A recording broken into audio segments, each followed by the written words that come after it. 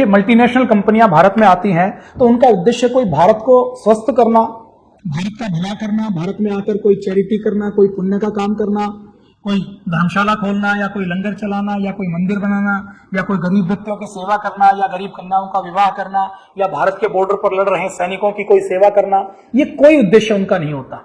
जब वो अपने कारपोरेट बोर्ड रूम में बैठते हैं तो बैठकर वो अंदाजा लगाते हैं कि इस देश में जहां हम जाने वाले हैं वहां पर जो प्रोडक्ट हमें बेचना है उसका बाजार कितना है, उसका यूजर कितने हैं, कितने लोगों को हम ये प्रोडक्ट खिला सकते हैं, ये दवाई खिला सकते हैं, ये सर्विस बेच सकते हैं, ये प्रोडक्ट बेच सकते हैं, इसका वो अंदाजा लगाते हैं। और उसके साथ जब वो अंदाजा लगाते हैं तो प्रॉफिट का अंदाजा लगाते हैं। उनको 1% भी ये लगता है कि इस बाजार में, इस देश में जाने पर, यहां पर सामान बेचने पर, इस देश में कंपनी लगाने पर, इस देश में कुछ काम करने पर हमें नुकसान हो सकता है, तो उस देश में वो बिल्कुल नहीं जाते।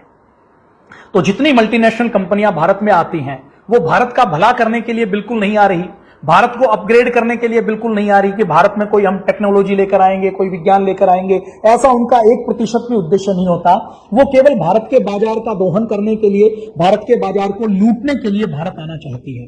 आज भारत में हजारों विदेशी कंपनियां काम कर रही हैं और विदेशी कंपनियां एडवर्टाइजमेंट का सहारा लेकर, लोगों का ब्रेन वॉश करके, दवा कंपनियां डॉक्टरों को मोहरा बनाकर, मेडिकल रिप्रेजेंटेटिव के माध्यम से डॉक्टरों को कमीशन देकर, डॉक्टरों को टूर देकर, सेमिनार देकर, डॉक्टरों को लालच देकर अपनी दवाइयां बेचती हैं।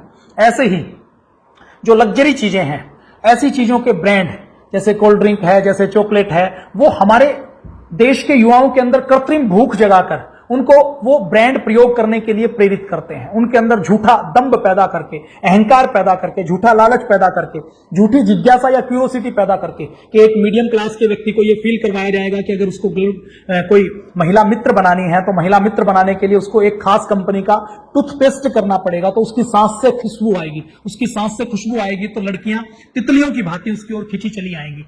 ऐसा करके वो अपनी टूथपेस्ट को बेचते हैं। शेविंग क्रीम को भी बेचना हो तो उसके लिए भी किसी अर्धनग्न महिला का चित्र दिखाया जाता है जिसका शेविंग क्रीम से, शेविंग रेजर ब्लेड से कोई लेना देना नहीं होता। इसी प्रकार यदि कोल्ड ड्रिंक बेचनी है तो उसके लिए अलग अलग थीम बनाई जाती है कि कोल्ड ड्रिंक बेचनी है तो आप इससे बहादुर बन जाएंगे, आप डर के आगे जीत हासिल कर लेंगे, ये आप पी लेंगे तो ठंडा हो जाएगा, ठंडा मतलब कोका कोला, ठंडा मतलब ये, ठंडा मतलब वो। ऐसे कैंपेन चलाए जाते हैं और लोगों के ब्रेन को बिल्कुल वॉश कर दिया जाता है। मल्टीनेशनल कंपनी नूडल बेचेगी, मैगी बेचेगी, तो लोगों के सेहत को खराब करना है, मैदा खिलाना है। और मैदा के अंदर भी पिछले दिनों जब फूड इंस्पेक्टर ने लैब में ये जांच की तो ये पाया कि इसके अंदर केवल मैदा नहीं है, इसके अंदर तो हानिकारक केमिकल भी है जो लोगों को बीमार कर सकते हैं। तो उसके ऊपर बैन लगाया गया। करोड़ों पैकेट मैगी के जलाए गए, कूड़े में डाले गए।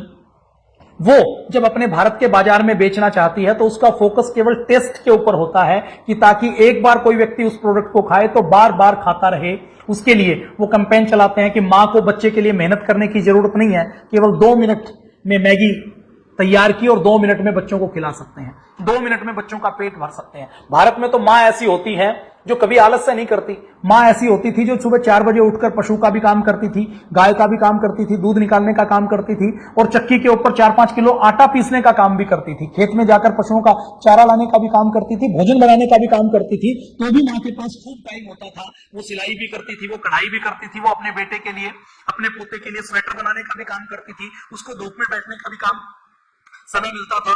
दाल के अंदर से एक एक कंकर चुनने का काम भी वो करती थी। गेहूं का आटा खरीदने की जगह गेहूं को धोकर सुखाने से लेकर गेहूं के अंदर एक एक कंकर चुनने का काम भी करती थी। जब बेटी को त्योहार के ऊपर मिठाई भेजनी होती थी तो वो मिठाई भी घर में बनाने का काम करती थी। तो भारत के अंदर आलस्य कभी रहा नहीं। तो ये मल्टीनेशनल कंपनियां भारत की प्रकृति को, भारत की संस्कृति को और भारत की विचारधारा को भी तोड़ने का काम करते हैं। मतलब भारत में एक मां है, उसको पता है कि मुझे घर का सारा काम करना है और उसी में वो खुश है। लेकिन ये मल्टीनेशनल कंपनियां अपने एड कैंपेन के लिए लोगों की आदतें और लोगों का स्वभाव और लोगों का व्यवहार भी बिगाड़ने का काम करती हैं।